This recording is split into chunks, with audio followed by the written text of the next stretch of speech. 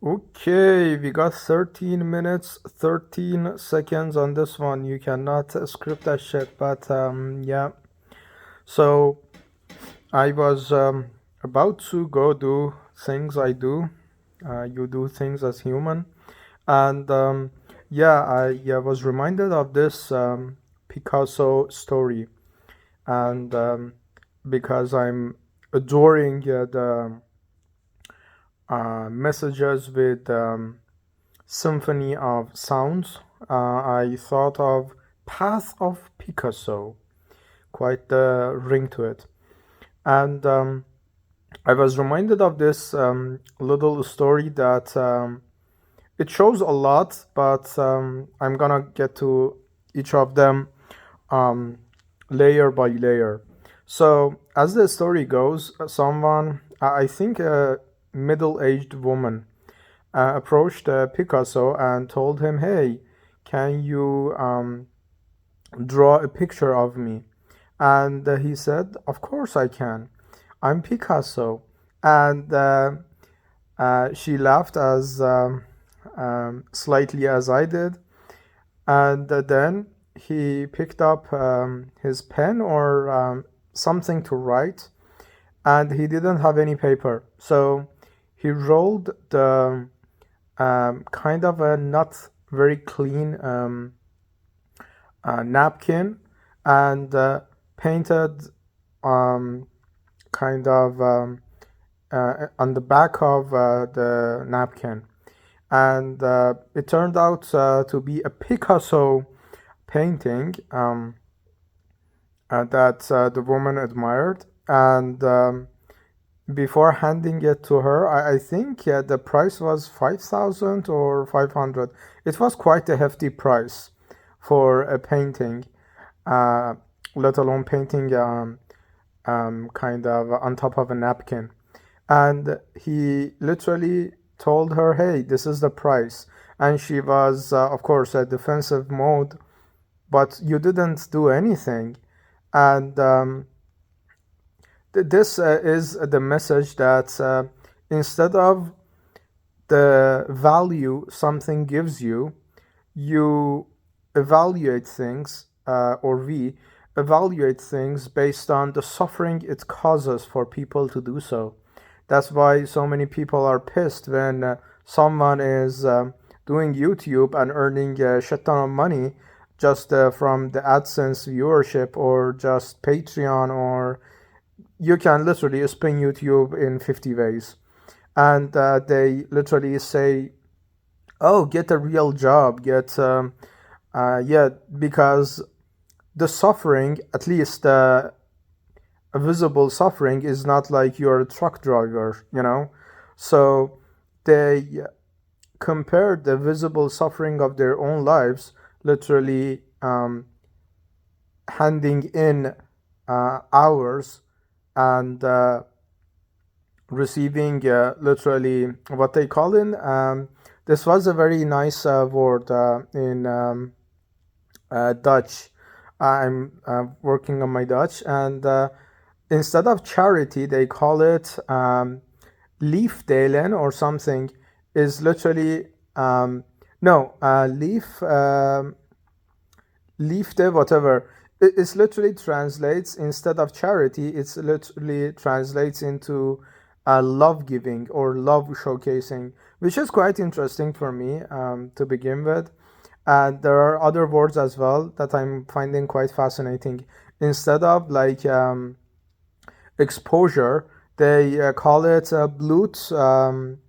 I just learned this, so I don't know. I need to repeat it or something. But um, bloot, whatever, which literally means bloot means naked. So instead of exposure, it's literally um, naked act or something. It's quite funny, but yeah. Sticking to the Picasso path of Picasso, staying on the lane, um, this not only shows that you don't see, and this is the irony, uh, like times 11, because motherfucking Picasso has had like almost like 10,000 pieces of art that he has done, and almost like 1% of them are just famous, and most of them, of course, are post-mortem famous. So not only that shows the ignorance of the other person, that um, you didn't suffer enough, while the guy has actually suffered the ignorance all his life, um, and neglection. But also it requires the understanding that, okay, you're not here for his suffering, you're here for the value, and you like the picture on top of a napkin anyways. And this is not a picture on top of a napkin, this is a Picasso painting. You can literally showcase that to anyone else. So whatever Picasso asks for the payment, he should receive, because it's not his suffering that you want, it's the value you want. And the value is just evident because the most mediocre person doing something for 10,000 of times, some say 100,000 of times, yeah, they're gonna be quite not mediocre, you know? And this reminded me of a very dream I hold that I'm not gonna reveal in this shit, because how our mind works. As soon as you reveal a dream or you talk about your goals in a specific detail, your mind is satisfied with reaching them, as if you have reached them. So it literally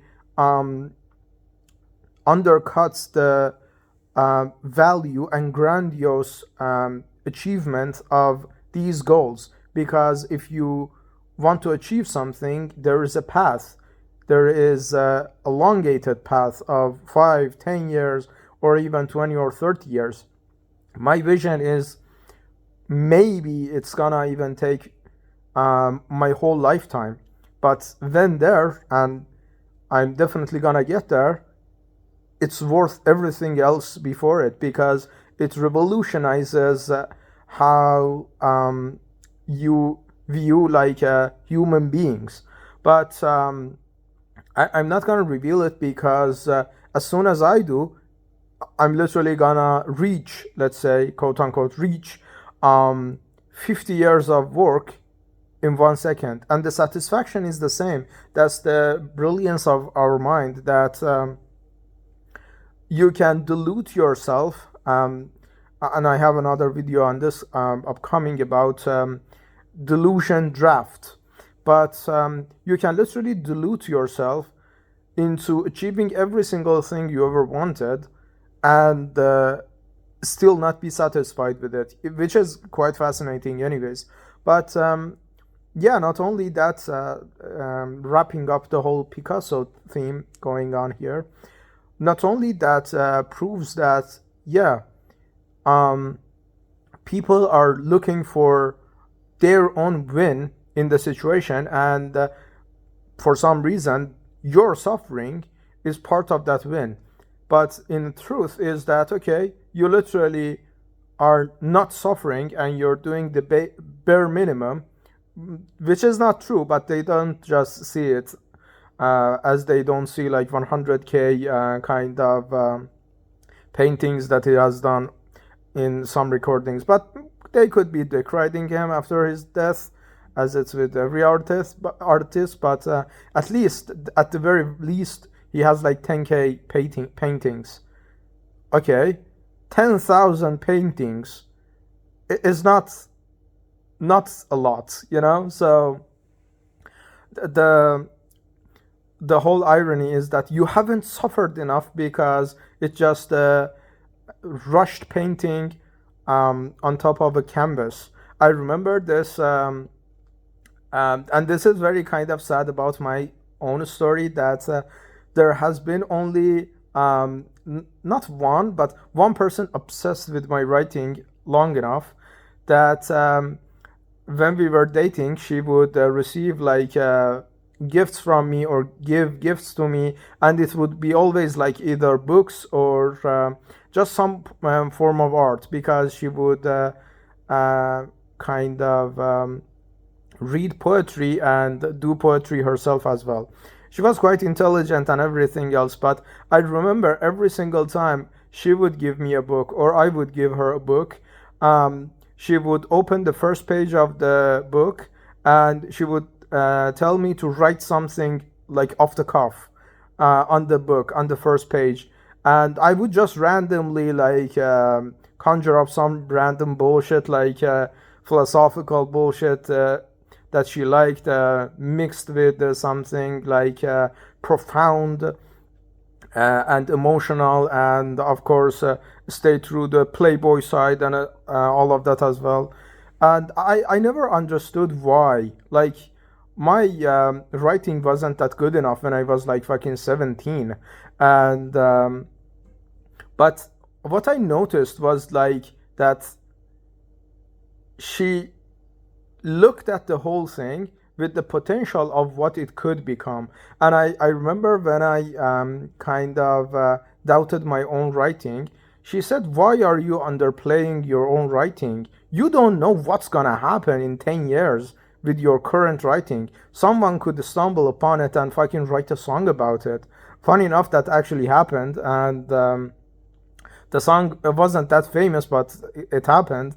And the other thing was you don't understand your own writing, and that was quite funny enough because she would read a couple of like pieces I've been writing when we were together, that like for 7 or 10 times in a row, and then after like 10 times she would find something and say, "Oh, this shit is like, did you mean this? Did you mean that?" And I would look at it with disgust and say, "It's just 5 seconds of creation that it gives me joy. Now it's like 5 days after like I created this shit. It does. I don't own this at all. You know."